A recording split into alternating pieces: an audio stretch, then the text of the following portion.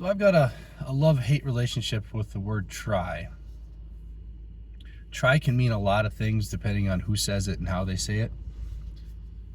We all know people who have a goal in mind, and they are the type of person who is going to do whatever it takes to get that goal, no matter how many times they fail, come up short.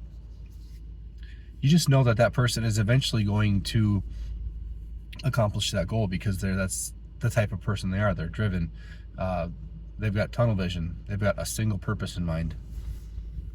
And most of the time, they're not telling you how much they're trying to do it. Most of their time is spent actually doing. And then you have, on the other side of the coin, there's people who generally don't get things accomplished, don't get things done, don't get better, but their constant come back to that is I'm trying my best, I'm trying. But you can tell with those people that the word trying is not followed up with action. It's as if a lot of people think, but just by saying I'm trying, that has like an equivalent of actual relevance, or like physical equivalent of getting things done.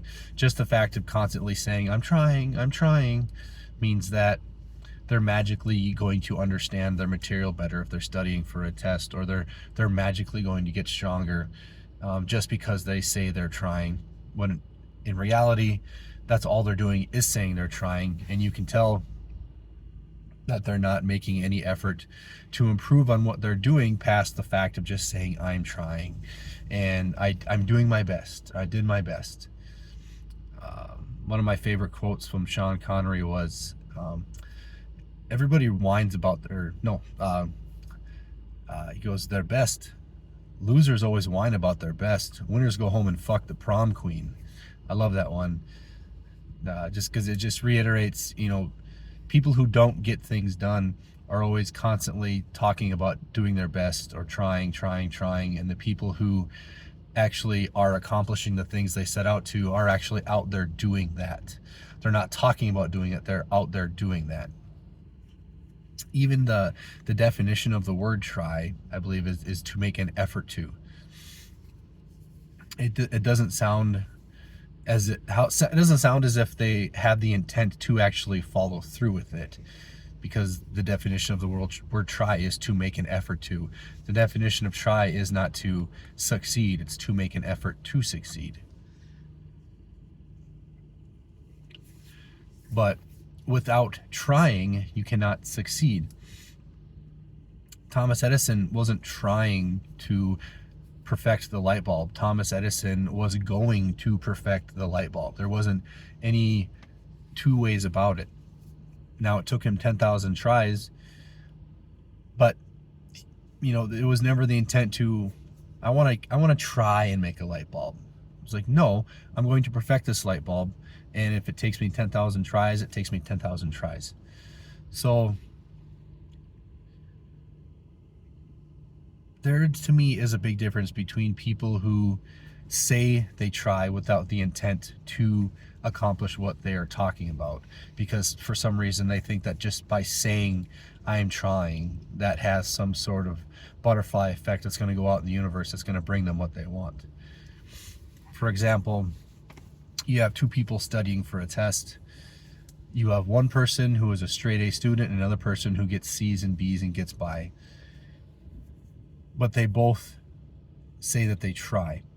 You take your one person who gets C's and B's, and they say, I'm going to try and study for this test. But their studying for this test is they go to a friend's house, they get pizza, they study with the TV on, with music on. It's more of a social occasion. And then when they get a C or a B, they complain, well, I tried to study for this. And then the person who got an A actually went to the library, had no distractions, maybe brought a meal with them, and spent hours and hours and hours at the library of undistracted study. And that person gets A's. And then you got the people who get B's and C's saying, it's not fair, that person's just smarter than me. They're so lucky that they're so much smarter. I tried to study, I just can't, I'm just not a good studier, I tried. It's like, did you really try though? Do you see the difference between someone who puts all of their focus into something and then reaps the benefits of it? It's no different in powerlifting. If that's someone who goes to the gym and spends 50% of their time talking or 50% of the time on their phone, doesn't see the results. You have another person in the exact same gym who, once they get to the gym, they'll spend about 5% of their time talking. 95% of the time is on mobility, warming up, doing the exercises, do the accessories, cooling down.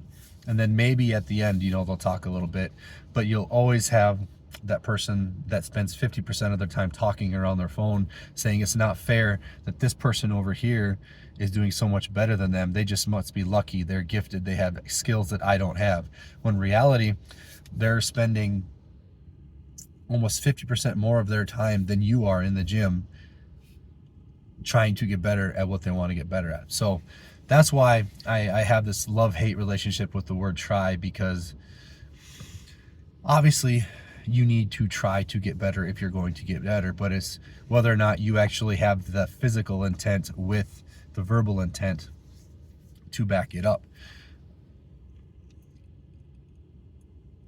It kind of worries me, because I have a daughter. I want my daughter to succeed in things, and you'd have to walk that line to where you need to teach your child that just saying you're going to try, saying you're going to do your best, or I'm doing my best, I came up short because X, Y, and Z.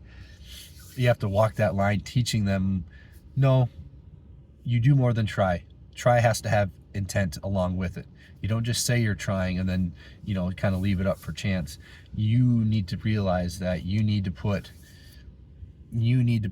10 times as much effort physically in the moment behind the word try. The word try is hollow. It's a hollow word if there's no intent behind it. So make sure that the word try for you has a lot of intent behind it. Otherwise, it's just that try, the intent to do something.